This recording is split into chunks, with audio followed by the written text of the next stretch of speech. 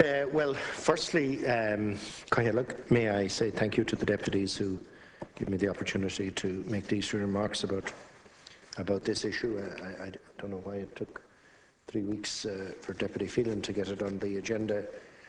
I was out of the country on energy business over the last couple of days, but other than that, I'm available to deal with the queries anytime they're raised.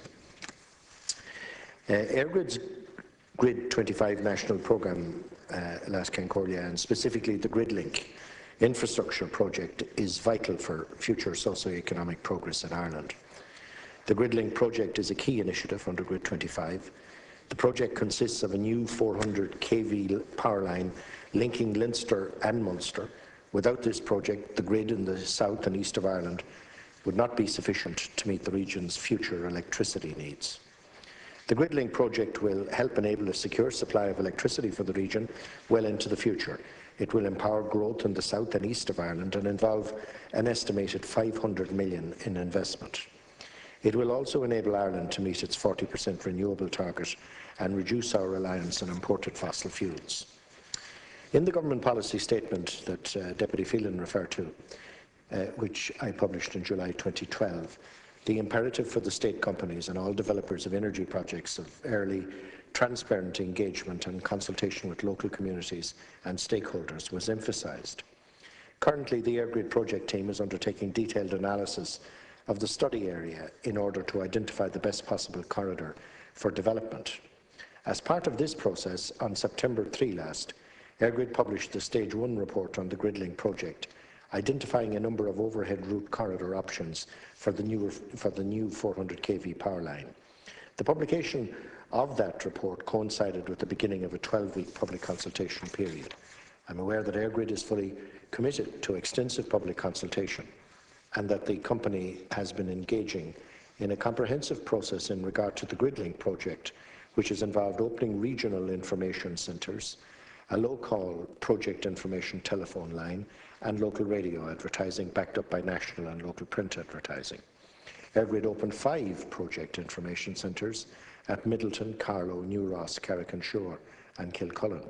I understand that 33 open days were held within the project area over the past 16 months, and that since autumn 2012, the Gridlink project team has visited marts, shopping centres, agricultural shows, attending over 120 events to date, where thousands of stakeholders have engaged with the team and had an opportunity to inform themselves about the programme in more detail.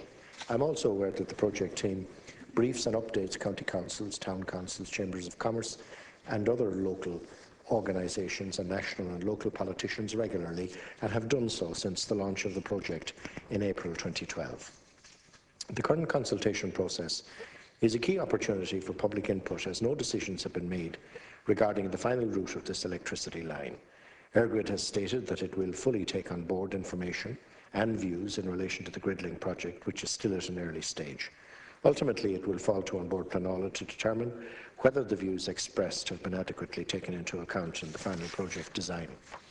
In relation to the issue of undergrounding, I should first of all say that EirGrid, under its licence as the transmission system operator, is obliged to plan the electricity transmission network in the most safe, secure, economic and reliable way possible. EirGrid has set out in their information brochure for the current consultation process the rationale for why overgrounding is preferred to undergrounding generally and in relation to this specific project.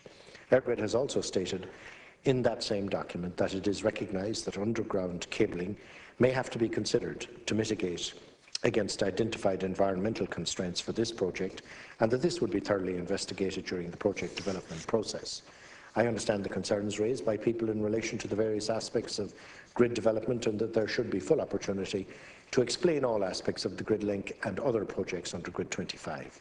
I'm aware that the Joint Committee on Transport and Communications yesterday, as has been referred to, met with a number of anti-pylon community groups from the southeast, north and northeast regions, and the concerns of the groups concerning grid development. I understand that the committee intends to write to EirGrid on foot of the discussions, and also that it intends to meet with representatives of the company and my department at a meeting scheduled for the 4th of December. Thank you, Minister. Deputies, you have 1 minute each for a supplementary statement. Thank you, and thank the Minister for his response. Minister, the Eastern Uplands in Kildare is listed in the Kildare County Development Plan and is singled out. And two of my constituents in recent months had planning permission refused by Kildare County Council for a two-storey house and a dormer house, respectively, due to the Kildare County Development Plan policy LU1, which states, to ensure that the development will not have a disproportionate visual impact due to excessive bulk, scale or inappropriate siting, and will not significantly interfere or detract on scenic upland vistas when viewed from areas nearby scenic routes, viewpoints and settlements.